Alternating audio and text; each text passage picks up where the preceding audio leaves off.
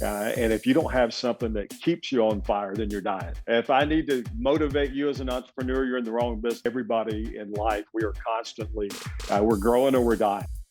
This point in your life, I know you've been on fire.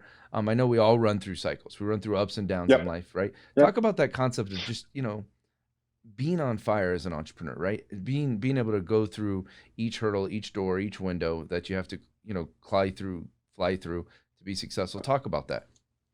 Well, recently Elon Musk was doing an interview, and he had a bunch of entrepreneurs in the room, and they started a Q&A session. And one of the entrepreneurs asked him, he said, I want you to give me your tip for staying motivated. Tell me something that I can use to stay motivated. And I cracked up when I heard the answer, because Musk said, if I need to motivate you as an entrepreneur, you're in the wrong business.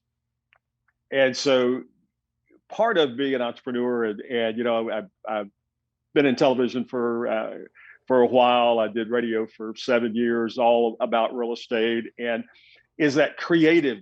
Yeah, if you're an entrepreneur, you have a creative spirit about you. Now, it may be something like what we're doing, the podcast. It may be radio. It may be TV.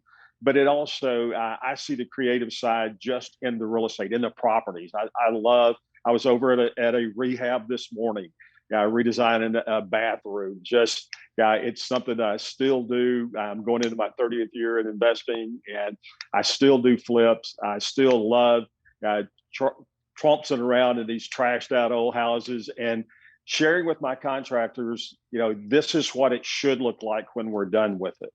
And it's an expressive, creative outlet in being able to do that. And that's what helps keep you on fire. So you got to have something that really fulfills you inside. Now you got to understand why. Why are you doing this? For me, I got three boys. My baby's 15 years old now. He's a sophomore in high school. I've got one that's a sophomore. I'm embarrassed to say this, and you'll wonder why I didn't raise him better. But I have a sophomore in Oklahoma, um, and then I have a 29-year-old. So you have to have the reasons why, and our kids are always a good reason why. But setting the example and being the model and showing them, and my oldest is in business for himself, which I'm thrilled about. And it's just one of those things that my dad was an entrepreneur to the core. Um, he didn't see himself the way I saw him. He had a job much of his life, but he also had a chain of shoe stores as I was growing up, and always did stuff on the side, including seller financing. He did seller financing on cars, which is where I learned that principle and applied it to real estate. But it's you just have to find what fulfills you. Tony Robbins says, everybody in life, we are constantly we're growing or we're dying. And if you don't have something that keeps you on fire, then you're dying. And I've had people ask me when I plan on retiring, and I'm like, wow. When they lower me in the hole, you can count me retired, but I plan on owning that one too.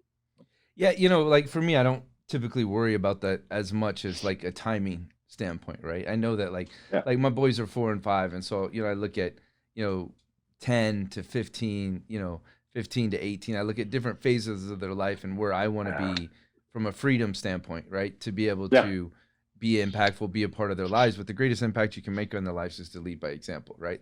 Absolutely. Lead by Yeah. your word, lead by your mission, lead by your life. For me, it's interesting. I'm very like motivation is something I've never, it's never been a conversation Yeah. for me, right? I don't think about motivation, right? I think about what's next.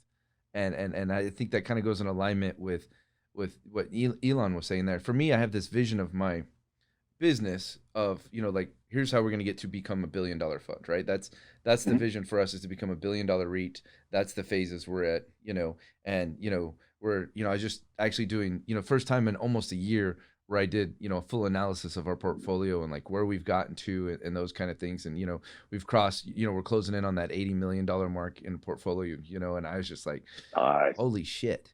Right. But at the same time, I know where the mission and the goal is, Yeah.